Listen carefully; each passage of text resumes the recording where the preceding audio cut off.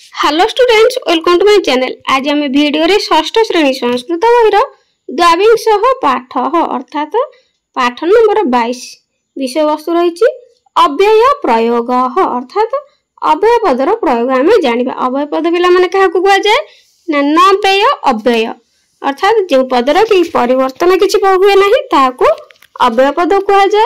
वर्तमान विषय को पाठ करने एस कुमार अर्थात ये कुमार अटंती। कुमार प्रातः उत्तिष्ठति कुमार सकाळे उठंती। ततः दंत मार्जन करोति तापरे दांत घसा करंती बा दांत घसंती। अनंतरं योगाभ्यास करोति एहा परे बा उठी सारी दांत घसिला परे योगाभ्यास करंती। ततः स्नान करोति अर्थात तापरे स्नान करती अर्थात गाधोई थांती। जदा दर्पण धरती जेतेबेले आईना धरती तदा सेतेबेले प्रतिबिंब पश्यति निजर प्रतिछवि देखती। प्रसाधनात् परं देव पूजा करती मुंड कुंडाई सारी ठाकुर पूजा करती। अथ पठन गृह गच्छति एहा परे पढ़ाघर को जाइथांती। अन्यत्र न भ्रमति अन्यत्र अर्थात एठी सेठी बुलंती नहीं। जत्र पठति तत्र लिखति अर्थात जेउठी पढ़ती सेठी लेखती। अत्र पठन समय कुत्रापि न गच्छति एही पढ़ा समय कुआडे जानती नहीं। सह गृह पाठ लिखति पठति च से घर पाठ लेखती आउ पढ़ती। प्रतिदिन वार्ता पत्रिका पठती प्रतिदिन बा नीतिदिन संवाद पत्र पढ़ती। संस्कृत वार्ता शुणती संस्कृत खबर मध्य शुणी। सह दिवा भक्त खादती से दिन बेला भात खाती। संध्या समय सायं प्रार्थना करती अर्थात संध्या समय प्रार्थना करती। नक्तं रोटिका खादती नक्तं अर्थात राति समय रुटी खाई थांती। अधुना प्रांतरे खेलती अधुना माने वर्तमान पड़िया रे खेलती। बालक भवती से निश्चय पिला अटंती। से कुतः भय न करती अर्थात से काहारी को भय करती नहीं बा डरती नहीं। सर्वदा गुरुजन नमती सर्वदा सबुबले गुरुजन को नमस्कार करती।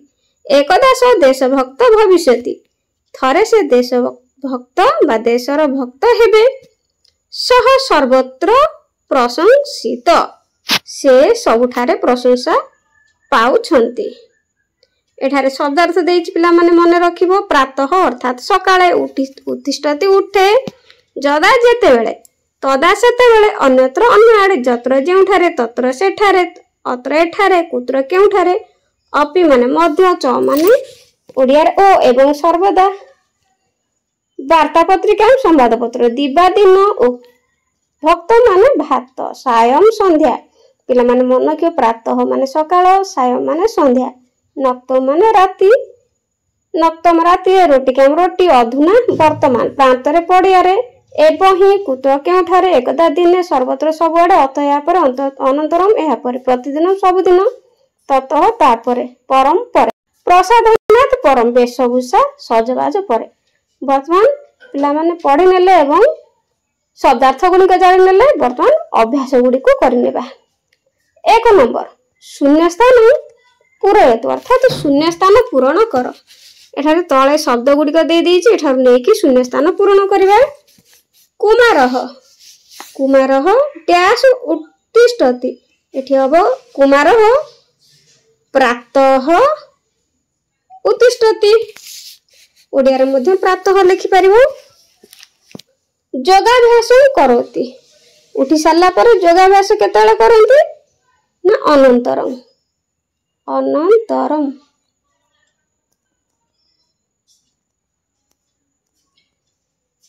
ओडिया रे मध्ये अनंतरम लिखि परिबो पिला माने। अनंतरम पर प्रसादनात् परं डैश करोति प्रसादनात् पर देव पूजा करोति एठी लिखिबो देव पूजा घरे देव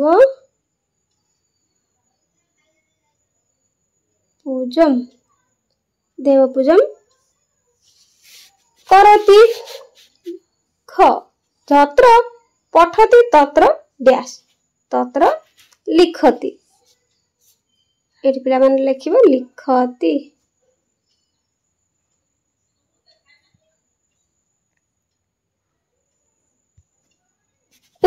सह दिवा डैश खादति। सह दिवा भक्तं। एठी पिला माने लिखियो भक्तं खादति। एठी मध्ये तो मानकर अभ्यास पाई भलो भाबरे कहि दोउची। फास्ट हबो प्रातः। एक रे प्रातः एठी लिखियो एठी प्रातः। तापरे ख रे अनंतरम। एठी अनंतरम। ग रे देवपूजम। 3 रे लिखियो देवपूजम। तापरे घ रे यत्र पठति तत्र डैश तत्र लिखति। एटा लिखति करिवे। 4 रे लिखति। 5 रे सदिबा डैश भक्तं। ए लिखि दो 5 रे भक्तं।